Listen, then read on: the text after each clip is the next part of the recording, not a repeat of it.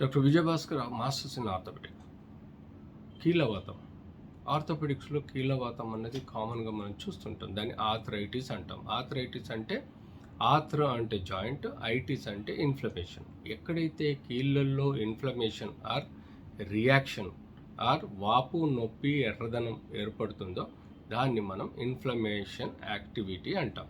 So inflammation activity కీళ్ళల్లో చాలా పలు రకాలుగా ఉంటాయి. ఒకటి సింపుల్గా మనకు రుమటాయిడ్ ఆర్థరైటిస్ కానీ, సోరియాటిక్ ఆర్థరైటిస్ కానీ, గౌటీ ఆర్థరైటిస్ కానీ వస్తాయి.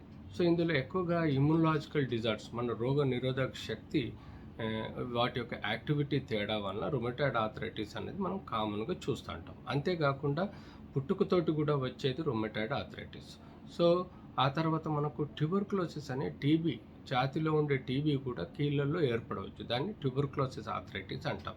ఆ తర్వాత మనకు సెప్టిక్ ఆర్థరైటిస్, ఎవరైనా ఇంజురీ అయ్యి జాయింట్లలో బ్లడ్ క్లాట్స్ ఏర్పడతాయో అది బ్యాక్టీరియల్ కన్వర్ట్ అయ్యి సెప్టిక్ ఆర్థరైటిస్ లాగా జాయింట్ లోపల మొత్తం చీమ్ చేరిపోయే ఆస్కారం ఉంటుంది. ఇది తర్వాత మనకు వచ్చేసి స్పాండిలైటిస్ ఉంటుంది. స్పాండిలైటిస్ అంటే వెన్నుపూసలో ఉండే జాయింట్లలో తేడా ఏర్పడడం వల్ల మనకు ఆ యొక్క రియాక్షన్ ఏర్పడి మనకు కీళ్ళవాతం వస్తుంది. ఇలా మనం డీజనరేటివ్ ఆర్థరైటిస్ అంటే క్రమంగా వేర్ అండ్ టియర్ వలన ఇంజన్లో బేరింగ్ లాగానే మన బాడీలో ఉండే జాయింట్లన్నీ అరిగిపోతూ ఉంటాయి. ఆ అరగటం వల్ల మనకు ఒక స్టేజ్లో 45 ఏజ్ దాటి 70-80 ఏళ్ళ వరకు కీళ్ళు అతిగా అరిగిపోయినప్పుడు కీళ్ళు వాపు రావడం, వంగిపోవడం, నొప్పి రావడం, ఇలాంటి కారణాల వలన నడవలేని పరిస్థితిలో ఉన్నప్పుడు వాటిని డీజనరేటివ్ ఆస్టియో ఆర్థరైటిస్ అంటాం.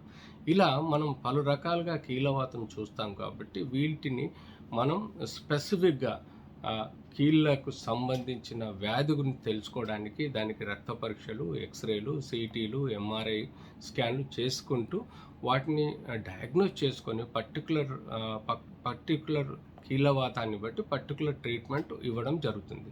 అలా మనం మోస్ట్ కామన్గా ఈ మధ్య కాలంలో ముసలి వాళ్ళల్లో 60-70 ఏళ్ళల్లో ఎక్కువగా డీజనరేటివ్ ఆస్టియో ఆర్థరైటిస్ అనేది కామన్గా చూస్తాం.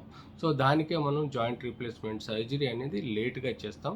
ఫస్ట్ 2 స్టేజెస్లో ఇంజెక్షన్స్, బెల్ట్స్ అంటే స్ప్లింట్స్, ఫిజియోథెరపీ, మెడిసిన్స్ ఇవ్వటం వలన తగ్గే ఆస్కారం ఉంటుంది. కానీ థర్డ్ స్టేజ్లో కొంత జాయింట్లో ఇంజెక్షన్స్, పొరలు పెరగడానికి ఇచ్చే ఇంజెక్షన్స్ ఇస్తాం. 4th స్టేజ్లో సర్జరీ చేయాల్సిన అవసరం ఉంటుంది.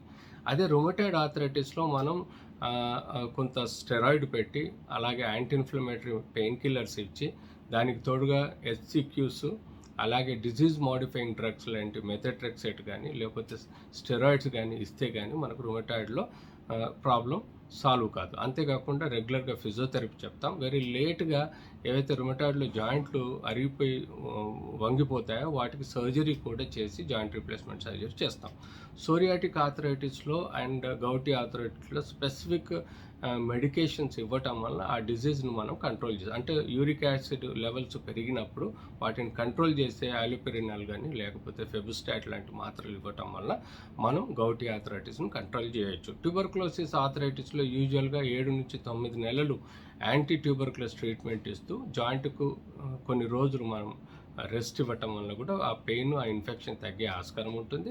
అంతేకాకుండా ఈ సెప్టిక్ ఆర్థరైటిస్లో యూజువల్గా చీమ్ చేరినప్పుడు ఆ యొక్క చీమ్ని బయటికి అంటే ఐఎన్డి ప్రొసీజర్ ద్వారా చీమ్ని బయటికి తోలి దాన్ని కల్చర్ సెన్సిటివ్ తీసుకొని దానికి తగ్గట్టుగా మనం యాంటీబయాటిక్ ఇచ్చి కేర్ తీసుకున్నప్పుడు ఈ సెప్టిక్ ఆర్థరైటిస్ ప్రాబ్లం కూడా సాల్వ్ అయ్యే ఆస్కారం ఉంటుంది. ఇలా మనం కీళ్ళవాతంలో రెగ్యులర్గా స్టేజ్ ఆన్ కారణాన్ని తెలుసుకొని శుభ్రంగా పర్టికులర్గా ట్రీట్మెంట్ ఇవ్వగలిగితే ఆ యొక్క సక్సెస్ రేట్ పెరుగుతుంది.